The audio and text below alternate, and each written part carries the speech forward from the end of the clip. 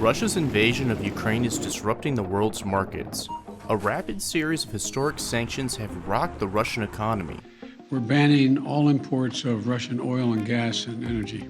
The US and NATO allies warned Russia for months that invading Ukraine would result in devastating financial and economic penalties. The world needs to see, and Putin needs to learn, that if he does this kind of thing, the price they will pay is devastating, and some of that's already happening. Billionaires moving their yachts, scrambling their jets, and shifting their assets to prepare for a possible crackdown. You're seeing the Germans doing things that none of us could have expected a couple of weeks ago.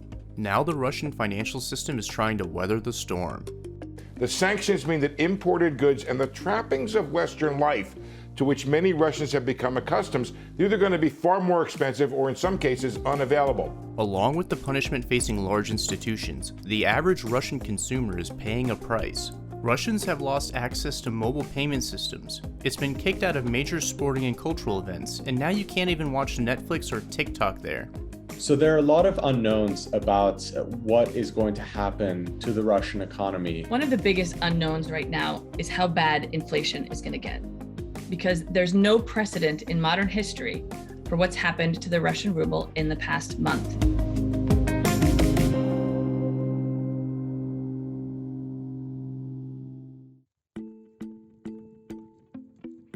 The Donetsk People's Republic and Luhansk People's Republic are two breakaway regions of Ukraine. Russia has been supporting the two rebel states since 2014, but it did not recognize them as sovereign republics.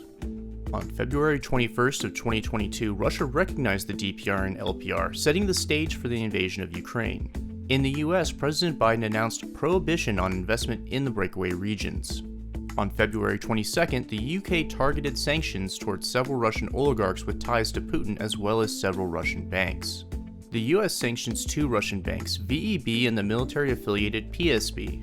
Certain Russians close to Putin, generally referred to as oligarchs, had their assets in the US seized, and Germany halted the approval process for the gas pipeline known as Nord Stream 2. When we look back at this conflict, if there is one moment in the unification of the West, of the United States and NATO, that really was a watershed, it's going to be the announcement by Germany that they were willing to cancel Nord Stream 2. On February 23rd, Russia announced the launch of a special military operation in Ukraine. The European Union sanctioned 351 members of the Russian parliament lower house who voted for the invasion. On February 24th, Russian ground forces invaded Ukraine. President Biden restricted aerospace and tech exports to Russia. Cyberbank is also booted from the US financial system. On February 27th, BP announced it will end its partnership with Rosneft, a Russian oil company, and divest its 20% stake in the company. On February 28th, the US and allies moved to have several Russian banks disconnected from SWIFT. The SWIFT system stands for Society for Worldwide Interbank Financial Telecommunication. SWIFT provides a secure way for financial institutions to exchange information about things like money transfers.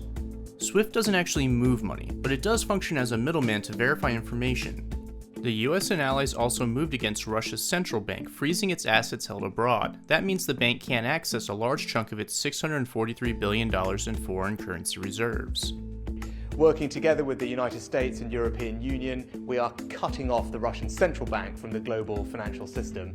This is what was the real death blow to the Russian economy, because for the past 20 years, Putin had been building up one of the world's biggest reserves, and he had been filling it with euros and with dollars and not with rubles. And what was basically the plan was that when he decided to make his move against the West, that the Russian economy was going to be insulated from retaliatory sanctions that he knew would be coming. So the central bank is limited to whatever reserves it has on hand, plus whatever's coming in to prop up the ruble. It's implemented really strict capital controls internally to try to conserve what foreign cash is there. On March 2nd, the Department of Justice announced Task Force Kleptocapture, which would go after the assets of sanctioned Russians. I say to the Russian oligarchs and the corrupt leaders who built billions of dollars off this violent regime, no more. On March 2nd, China announced it will not join the sanctions. Two reasons why Putin thinks he can get away with this. Number one is oil and gas, and number two is nuclear weapons. Companies around the world begin to stop services in Russia. This includes big names like Apple, Microsoft, and Netflix, but also companies that do everything from shipping, such as MSC, to payment companies like Visa and MasterCard. So what's becoming increasingly clear is that this is a war on two fronts. You've got the battlefield in Ukraine, and you have the boardrooms of central banks and of Fortune 500 companies. On March 8th, the US banned Russia oil and gas imports. President Biden says the ban on Russian oil and gas will deal a powerful blow to Putin and weaken Russia. That means Russian oil will no longer be acceptable at U.S. ports, and the American people will deal another powerful blow to Putin's war machine.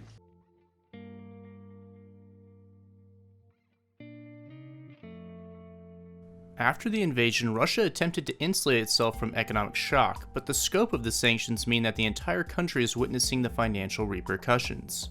McDonald's announcing it is temporarily closing 850 restaurants in Russia. We needed to take a position in Russia, and that's why we suspended our business in Russia, despite the fact that we've been there for many, many years. Moving from a period in which we were talking about quite targeted measures to basically broad financial sanctions is remarkable and is probably the most unprecedented aspect of the sanctions program so far. Russia is limiting information about the war in Ukraine and referring to it in state media as a special military operation. Lines for ATMs in Russia continue to be long as many residents attempt to withdraw cash. Some mobile payment apps like Apple Pay have also stopped working, adding one more item to the disruption of daily life in busy cities like Moscow.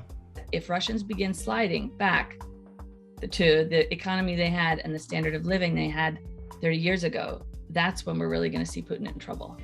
One downside of sanctions is that they are easier to enact than remove.